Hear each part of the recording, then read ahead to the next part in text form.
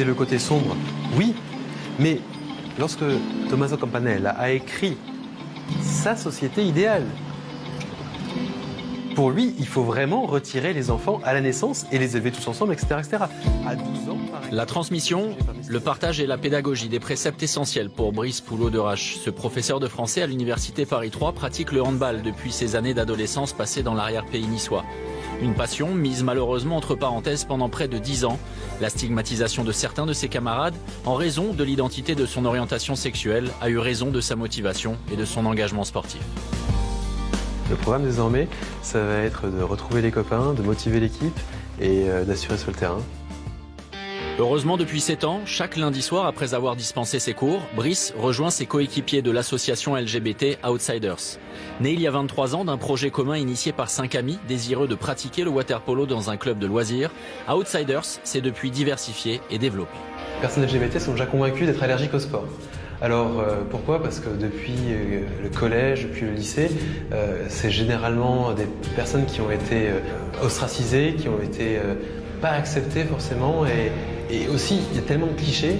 On considère que les personnes LGBT sont moins fortes, moins bonnes sur un terrain, moins viriles, moins combatives, et ce qui est important, c'est aussi qu'on prouve le contraire.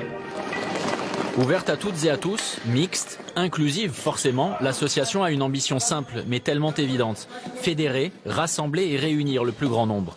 Homosexuels, bisexuels, transgenres, hétérosexuels dans le respect de chacune et de chacun afin de combattre les différences.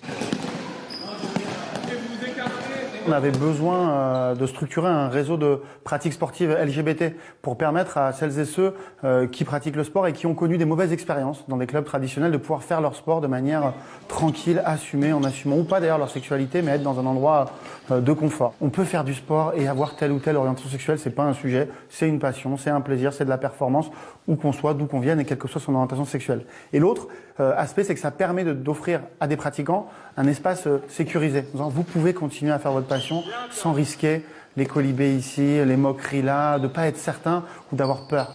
Outsiders participe au championnat organisé par la Fédération sportive et gymnique du travail. Leader au classement, l'équipe compétition est mixte par essence et affronte chaque semaine des entreprises ou d'autres associations. Des adversaires pour qui l'orientation sexuelle des joueurs d'Outsiders a parfois été un problème. Il y en a eu. Clairement, il y en a eu. C'est mieux maintenant. Il faut dire que ça fait aussi 20 ans qu'on est sur le terrain et qu'on travaille la visibilité. Donc maintenant, les adversaires se sont habitués et finalement ont compris qu'il n'y avait pas de différence. Mais ça peut encore arriver.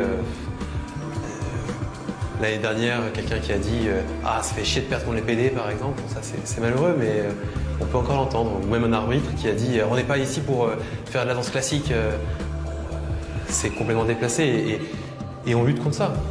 On lutte contre ça. Le fait de jouer, c'est aussi un acte militant. Parce que les autres adversaires, là, sur le terrain, ils ne voient pas la différence.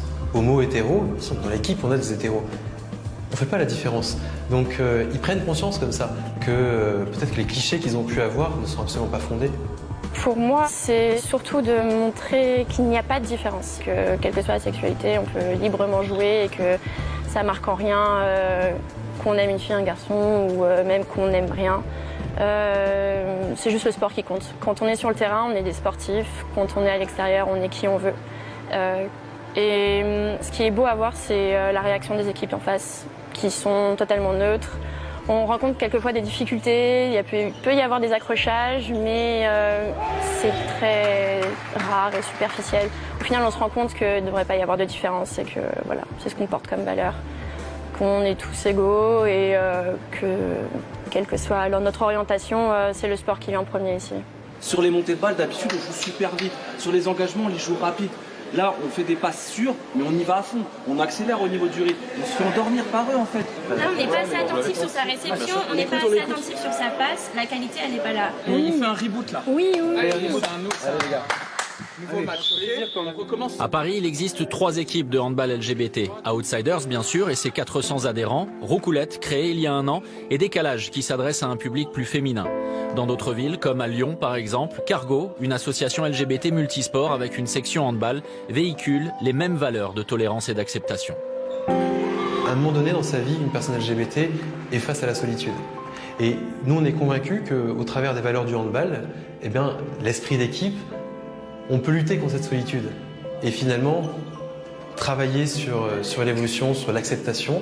Et en fait, ce qui est génial, c'est aussi quand il y a des gens de l'équipe Loisirs qui ont suffisamment progressé pour pouvoir rentrer dans l'équipe compétition. Et ça, c'est aussi une petite victoire à chaque fois. Ah, c'est bon ça.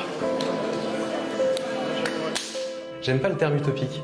J'aime pas le terme utopique parce qu'une utopie, c'est quelque chose qui n'existe pas. Pour moi, ce projet, c'est une réalité. Le projet, c'est qu'un jour, un club comme le nôtre n'ait plus de raison d'être. Et je pense qu'on va y arriver.